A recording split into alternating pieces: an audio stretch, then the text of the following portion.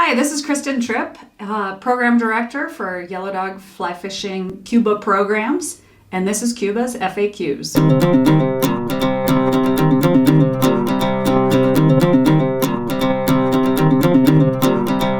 Hit me with the first question, Josh. Yeah, is Cuba travel legal for Americans? Absolutely. A lot of people have the perception that it's not legal to travel as an American to Cuba, but if you have the right documentation in place, it is totally legal. What is OFAC? So OFAC is a U.S. entity. It stands for the Office of Foreign Assets Control, and it is the legal entity in the United States. It's a branch of the Department of Treasury that actually controls and governs how we as Americans are allowed to spend money in countries of which we have sanctions against. How does that translate with travelers? So basically, you just need to make sure that you've got the appropriate supporting documents for your trip, and you select a certain category of legal travel to Cuba, and we help facilitate all of those details. How do I get to Cuba, and where do you fly into? Sure. So it really depends upon which fishery you're going to, but the best way for people to get to Cuba is to simply book a trip to Havana. Right now, there's lots of flights from Miami to Havana. There's also flights from Houston direct, and hopefully we're looking forward to some direct flights out of Atlanta to Havana. In addition, there's another airport that's further east, which services fisheries closer to that airport of Camagüey. And that flight is simple. It's a daily flight from Miami to Camagüey, and it puts you 2.5 hours from two of our favorite fisheries where we send a heck of a lot of anglers. I'd add as well that it's fairly easy for us to coordinate time in Havana. So you could fly into Havana, spend some time in Havana, transfer over to Camagüey, and then fly out to Camagüey if you're booked to one of these fisheries that's a little bit further east.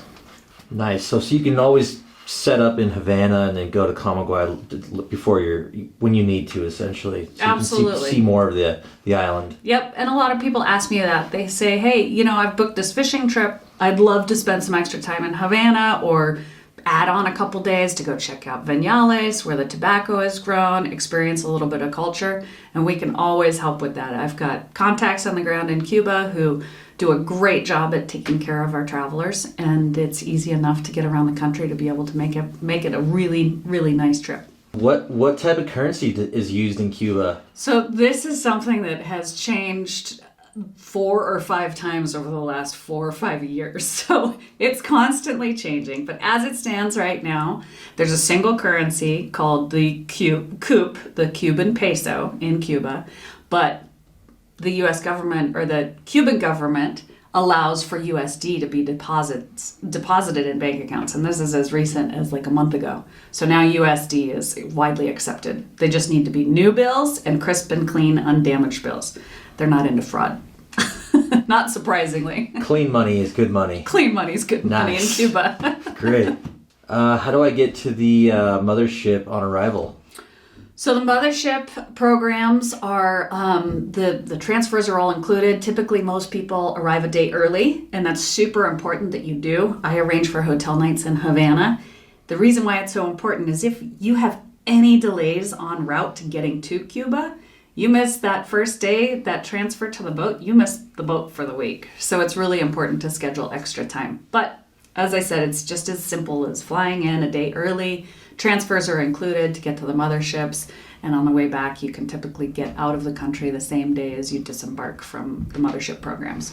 Do the guides speak English? The guides do speak some English. Not all are fluent, and it depends upon your guide, obviously. Their first language is Spanish.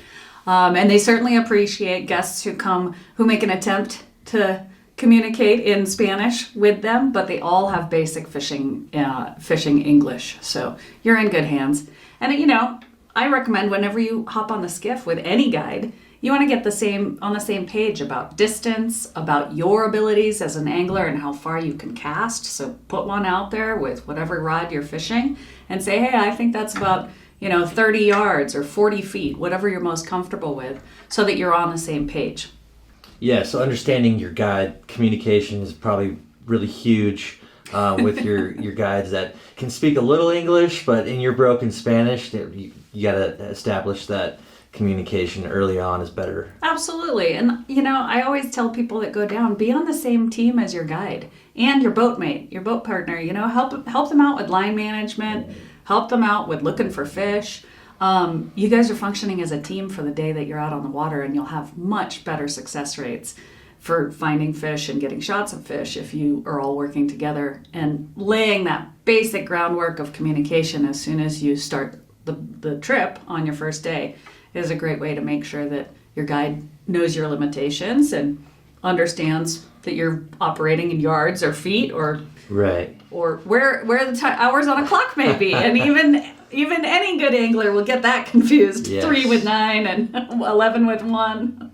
Do I need a visa for Cuba? You do need a visa, but it's as simple as purchasing it online. I oftentimes compare it to purchasing a concert ticket. You hop online, you order it, it's delivered to you in advance. Now, if you end up in a situation where you lose your visa or you forget and you're heading out to Miami or another city that services your flight to Cuba, most airlines now have a backup plan, but it's more expensive if you buy it through the airlines. A lot of people think that it's a really thorough process, like traveling to Russia or something like that, because it's a communist country. It's not. It's as simple as buying a concert ticket, but you do need to have one in hand before you trip.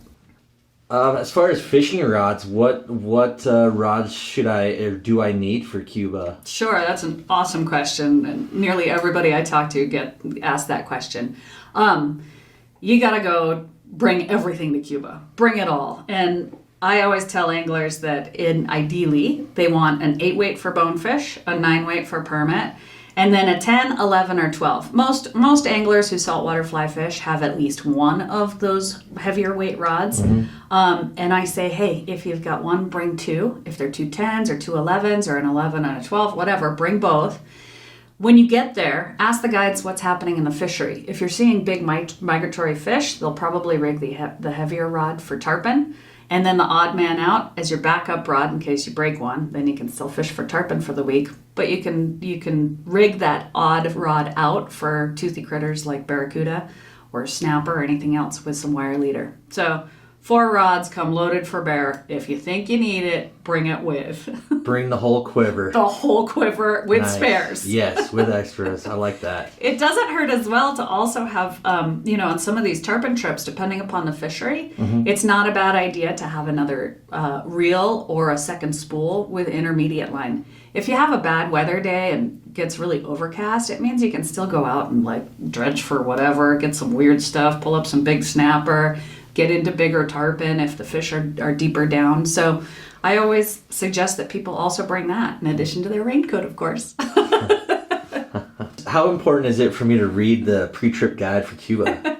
That's pretty important. While we do have a lot of videos that capture packing lists and talk about the best outfits to wear, it's really important to have a successful trip, to be thorough and read everything that we send to you associated with your trip. One little missed thing can end up with a really stressful last-minute scramble. So read through that packing list, ask questions of your program director or destination-specific expert, and make sure that, especially in a place like Cuba, you bring everything with, because you're not going to find bug spray or sunblock or deodorant if you forget it in Havana or anywhere else in Cuba. So best to be prepared. I mean, you called Yellow Dog for a reason, right? You might as well take advantage and read the materials we send you. And then just good to have your final itinerary that we send out a few weeks before your trip, to have a hard copy of that on your person. You're not always going to be, having Wi-Fi in the airport. Maybe it doesn't work. Maybe you have to pay for it, but having a hard copy's 100%. important, right? Having hard copies of all those emergency contact numbers, your transfer contact, Yellow Dog, printed up, and even in multiple places. I mean, people call me and they're like, seriously, we need to do 3 copies of this and leave one at home and have one in our luggage? And I say, yeah, absolutely. You never know what's going to happen on one of these trips, You may end up with no bags for some odd reason and need to call home because you can remember that number. But you're exactly right. Most of these countries, once you get there, don't have Wi-Fi, or your data plan's going to be too expensive. So it's important to have printed hard copies and go old school. make sure you've got those resources available. So if you need them, you know who to call and what the numbers are. Yeah. As far as non-anglers, is Cuba a good destination for someone that's not necessarily fly fishing? You know, here's what I say to a lot of folks. For additional time and tours in Cuba, it can be a great place for the non-angler. Probably not the best for kids. It's just, you know, it's a little bit rough around the edges, and you can't always predict what you're going to be able to find as far as snacks, food, etc. So for somebody who wants to join on the front end or before or after the fishing week, absolutely. But by and large, it's better if the non-anglers come for the non-fishing portion, the tours and the add-ons, and then they can fly home and, you know, the angler can go off on the mothership program or these land-based programs with their buddies and have a good time and hopefully come home with good fishing reports. Thank you so much for watching, and I hope this was helpful. If you have any questions at all, don't hesitate to reach out to us at yellowdogflyfishing.com. How important is it that I read the packing list? That's hilarious. Is it okay if I laugh? Is it just a bunch of bullshit, or do I actually have to read this thing? Yeah.